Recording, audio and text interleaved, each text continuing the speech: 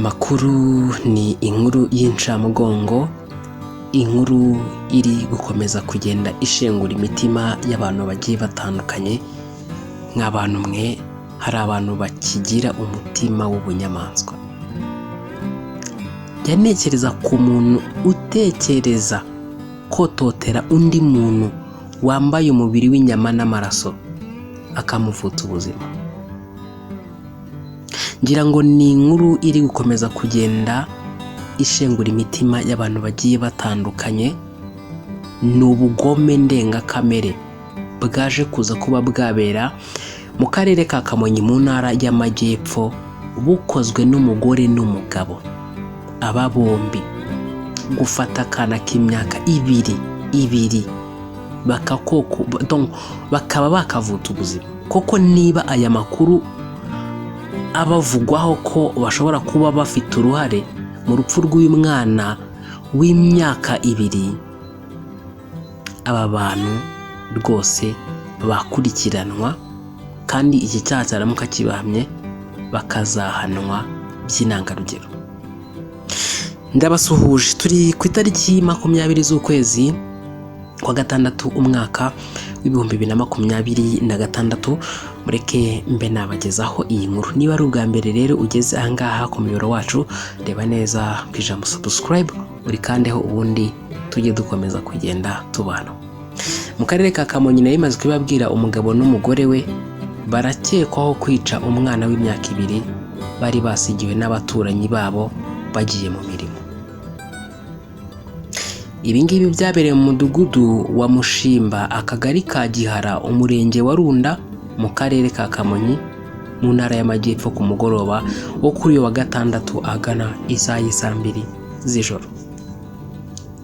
Umunyamabanga nshingwabikorwa w'umurenge wa Runda, Ndayisaba Egide Jean Pierre, yabwiye Umuseke ko ababyeyi ba Iganze basigaga umwana wabo muri uriya muryango iyo babaga bagiye mu kazi. Hari ukuntu uba ufite umwana muto kandi ugomba kujya kumuhigira yo kurya n'ahandi hari, kandi utagomba kumujyana bitewe na pozisiyo urimo, bitewe n'akazi ugiye gukora kariko. Ukaba wavuga ati reka musigire abaturanyi. Niko aba babyeyi n'ubundi baje kuza kuba babigenza. Uwo mwana wabo bamusigira abaturanyi. Umunyamabanga nshingwabikorwa w'uyu murenge yakomeje avuga ko abo babyeyi bagarutse bavuye mu kazi, batungurwa no gusanga umwana wabo w'umuhungu yapfuye. Inkuru yagora buri umwe wese.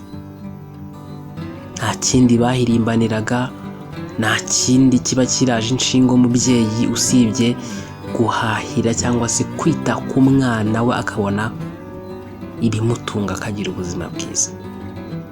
Wabyakira gute? Wabyumva gute ugeze mu rugo ugasanga umwana wari ugiye guhahira, wari ugiye gushakira imibereho, ugasanga yapfuye, ugasanga yanapfuye mu buryo budasobanutse? Uyu munyamabanga nshingwabikorwa w'uyu murenge anakomeza avuga ko ibi ngibi bikimara kuba, urwego rw'igihugu rw'ubugenzacyaha RIB rwahise ruza n'ubundi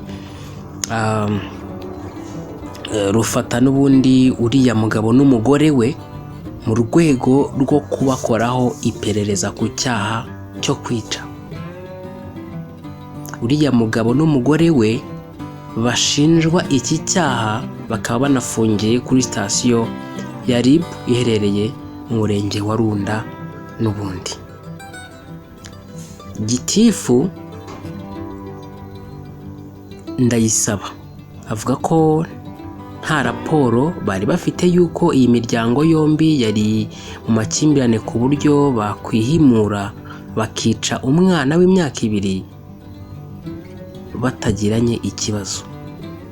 Akavuga ko nta kibazo na kimwe bazi cyangwa bakeka cyaba cyatumye umugabo n'umugore we bakekwaho icyaha cyo kwica umwana w'umuturanyi bari basigiwe.